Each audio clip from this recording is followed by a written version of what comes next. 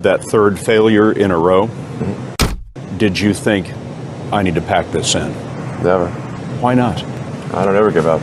I'd have to be dead or completely incapacitated. Really liking what you do, whatever area that you get into, given that even if you're the best, there's always a chance of failure.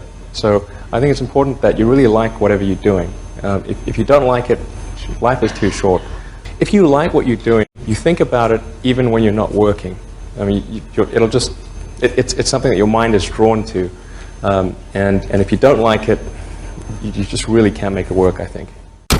So many people try to talk me out of starting a rocket company. It was crazy. One good friend of mine collected a whole series of videos of rockets blowing up and made me watch those. He just didn't want me to lose all my money.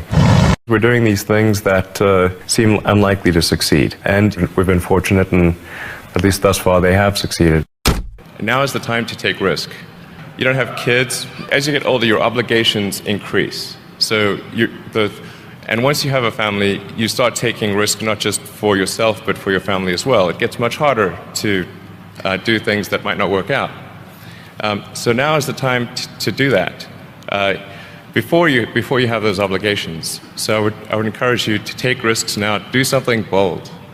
You won't regret it. How did you figure you were going to start a car company and be successful at it? Well, I didn't really think Tesla would be successful. I thought we would most likely fail.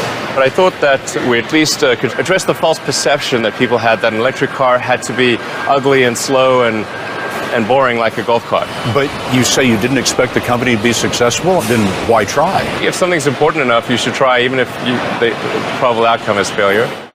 You focus on signal over noise. A lot of companies get confused. They spend money on things that don't actually make the product better. For example, at Tesla, we've never spent any money on advertising. We put all of the money into R&D and manufacturing and design to try to make the car as good as possible. I think that's the way to go.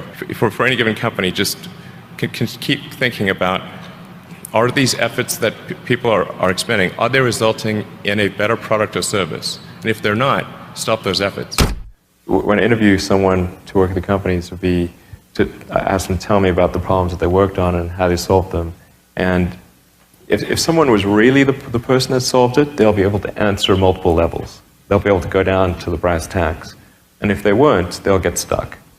And then you can say, oh, this person was not really the person who solved it, because anyone who struggled hard with a problem never forgets it. If you're creating a company or if you're joining a company, the most important thing is to attract great people. So either join a group that's amazing, that you really respect, or if you're building a company, you've got to gather great people. I mean, all a company is a group of people that have gathered together to create a product or service. And so depending upon how talented and hardworking that group is, and the degree to which they are focused cohesively in a good direction, that will determine the success of the company. So do everything you can to gather great people if you're creating a company. You've got to make sure that whatever you're doing is a great product or service. It has to be really great. And I go back to what I was saying earlier, where if you're a new company, I mean, unless it's like some new industry or new market that, if it's an untapped market, then you have more ability to, the standard is lower for your product or service. But if you're entering anything where there's an existing marketplace against large entrenched competitors, then your product or service needs to be much better than theirs. It can't be a little bit better, because then you put yourself in the shoes of the consumer, and they say, why would you buy it as a consumer? You're always going to buy the trusted brand unless there's a big difference. So a lot of times, entrepreneur will come up with something which is only slightly better. And it can't just be slightly better. It's got to be a lot better. Depending upon how well you want to do, and particularly if you're starting a company, you need to work super hard. So what does super hard mean? Well, when my brother and I were starting our first company, instead of getting an apartment, we just rented a small office and we slept on the couch. And we showered at the YMCA, and we're so hard up. We had one computer, so the website was up during the day, and I was coding at night, 7 days a week, all the time. And I sort of briefly had a girlfriend in that period, and in order to be with me, she had to sleep in the office. So work hard, like I mean, every waking hour. That's the thing I would say, particularly if you're starting a company.